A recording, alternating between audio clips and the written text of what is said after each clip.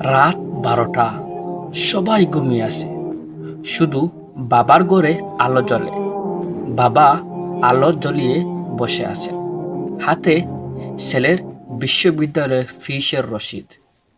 টাকা কম না, শুধু কম বললে হবে না, অনেকটাই কম। পরের দিন সকালে ছেলে ঘুম থেকে উঠে বাবাকে রাগ করে বলল, বাবা, যদি তুমি আমাকে টাকা দিতে নাই পারো, তুমি কেন আমাকে এত উচ্চ স্বপ্ন দেখালে? বাবা কিছু বললেন না, শুধু চুপচাপ দাঁড়িয়ে রইলেন। তারপর তাকে বললেন, বাবা, একটু সময় দে, আমি তোর টাকাগুলা ব্যবস্থা করে দিব। তুই এই বিষয়ে কোনো চিন্তা করিস না। সেই রাতে বাবা রিক্সা চালাতে বের হলেন, বাড়তি কিছু আয়ের আশায়। বৃষ্টি, ঠান্ডা, শরীরে ঝড়, তবুও কিছুতেই বাবা থামলেন না।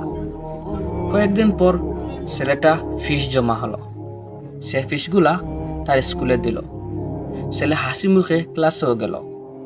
কিন্তু বাবার হাতে ব্যান্ডেজ দেখে একটু চমকালো, অবাক হয়ে গেল। তারপর সে তার বাবাকে জিজ্ঞাসা করলো, তোমার হাত এভাবে ব্যান্ডেজ কেন? বাবা শুধু বললেন তাকে, বৃষ্টি ছিল, ব্রেক ধরতে গিয়ে একটু লেগেছে। কিন্তু বাবা যে সারা রাত্রি রিক্সা চালালেন এবং অনেক ঝড় উঠেছে বৃষ্টি হওয়ার কারণে, এটা কিন্তু ছেলেটাকে বলেন নাই। তবুও ছেলেটা বুঝে গেল।